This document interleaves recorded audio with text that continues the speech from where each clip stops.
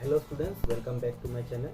So today we shall continue our chapter 1, and we will start with the generation of computers.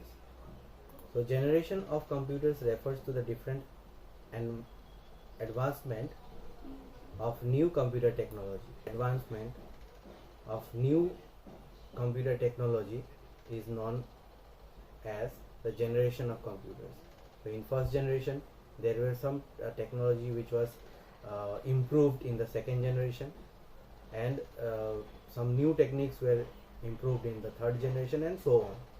So we will just see how these generations and the technology has changed. First generation computer. So the first generation computer used vacuum tubes and circulatory and magnetic drum for storage. So vacuum tubes was used for circuits, okay, circuitry it is given, and magnetic drums for storage in the first generation. So in the first generation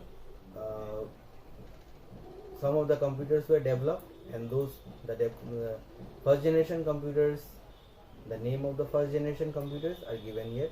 So you can just go through this part, you read by yourself. Okay, the first generation computer could be programmed in machine language. So in first generation computer it was possible, or the programming were done in machine language, not in coding language. Okay, so it can understand only zeros and ones. Here it is given. So try to remember the full form of these computers. Okay, first generation computers, there are some short forms given. This is like ENIAC, ADSEC, ADVEC, UNIVAC. You just try to remember the names of these devices.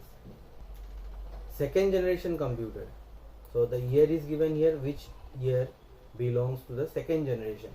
And this generation, in this generation what happens, computers were manufactured using transistors instead of vacuum tubes.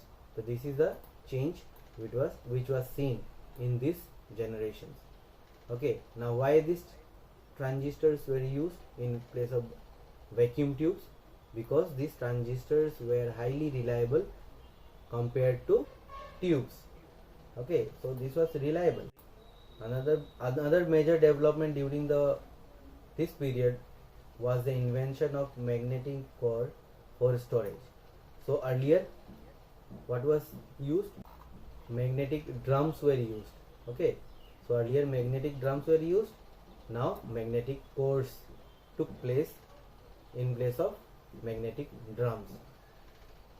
Now magnetic disc and magnetic tapes were the main secondary storage in the second generation computer.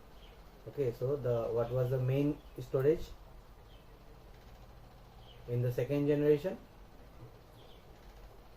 Magnetic disc and magnetic tapes. Okay, so here some examples are given. These examples are of high level language. So this high level language were used in second generation to give instructions to the computer. Okay, programmers, they use the high level language in the second generation. In third generation, the year is given here. Third generation computer replaced transistors with integrated circuits, okay, known as chips. This integrated circuit ICs, also known as chips. The integrated chips drastically increase the speed and the efficiency of the computer. So in the third generation it was very much improved. The computer was very much improved because the speed was increased. Third generation computers were more powerful and more reliable, relatively less expensive and faster. So third generation, it was more powerful, more reliable, more speed was there, but it was less expensive. So here it is given example, IBM's 360 series and 370 series computers are example of third generation computers. So these are the examples. Fourth generation computer, the next advancement in the technology was microprocessor. So earlier, if you can see here, ICs were introduced, replaced transistors. Now ICs were replaced with microprocessors, and this microprocessor launched the fourth generation computer. And semiconductors memories replaced magnetic core memories. IBM personal computer, PC, and Apple Macintosh are example of the fourth generation computer. Okay, so this fourth generation computer became more powerful than the third generation computer because of the microprocessor. Then comes the fifth generation computer, and present day what we are using right now. Maybe there are some more technologies to come. So more or less we are in the fourth and the fifth generation in between. So fifth generation is considered as present, and beyond means coming up. Okay, upcoming technology you can say. The fifth generation computer system was an initiative by Japan's Minister of International Trade and Industry, begun in 1982. So in 1982, it is an initiative, okay, initiative to start or to start a new generation of computers, new technologies, new some new techniques will be used in this generation of computer. Now here you see, fifth generation computers are based on the artificial intelligence. So the fifth generation computers will be based on the artificial intelligence, AI technology. Okay, artificial intelligence means computer intelligence. AI is an emerging branch of computer science which interprets the means and the method of making computer think like human being. So the computer can perform what a human being can do.